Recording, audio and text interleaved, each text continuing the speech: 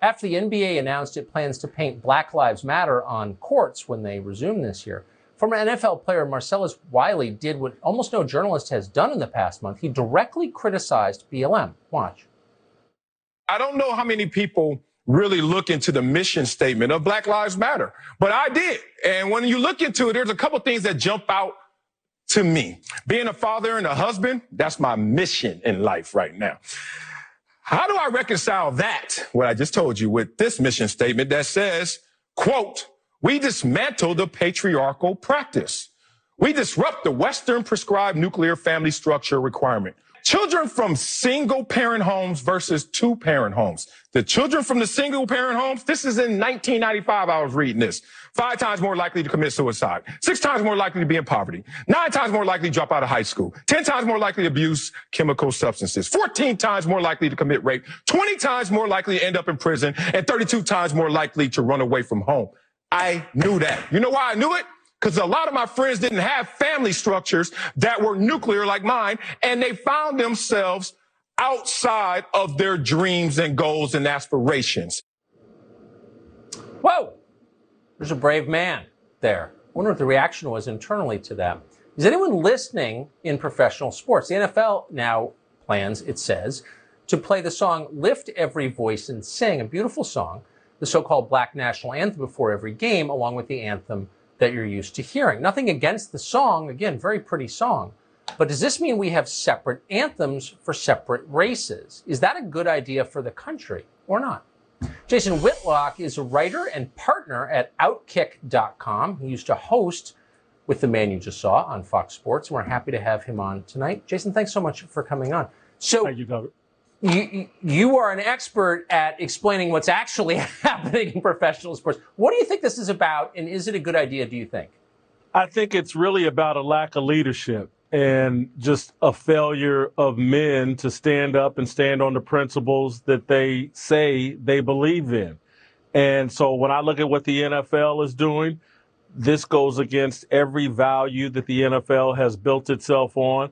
Professional sports have built themselves on a celebration of Americana and the ideals and values that best exemplify America. They built themselves on unity and unifying the country. If the NFL starts out its season with everyone standing for Lift Every Voice and Sing, the Black National Anthem, and then virtually everyone on the field taking a knee when the Star Spangled Banner plays, I think it's going to be, if you remember the show Happy Days, the jump the shark moment when it's like, okay, Happy Days is over.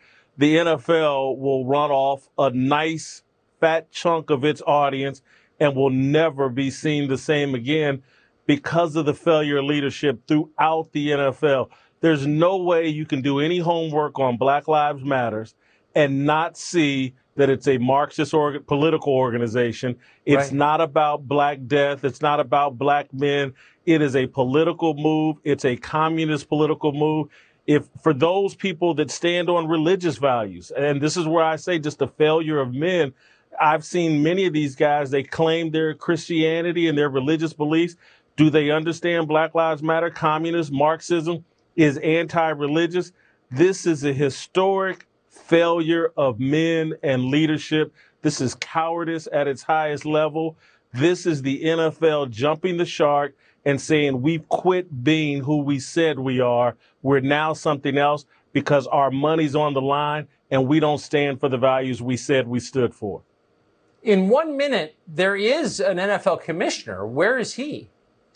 Probably hiding under his desk with Troy Vincent, his assistant. We're talking about Roger Goodell. Yeah. These guys don't know what to do. And look, I don't want to just blame Roger Goodell and Troy Vincent. This is NFL ownership. All of them. Cowards. Not standing up for what they believe in. America has made them filthy rich and some of the most powerful people on the planet, and they're unwilling to defend the values they built their business on and the country that has enriched them incredibly.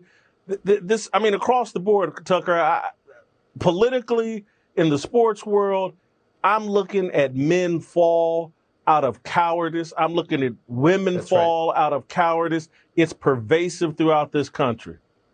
That is exactly right. Jason Whitlock, congratulations on Outkick, by the way. That's very cool. Not just a regular. Appreciate it. Thank you, Tucker. I hope you'll come back.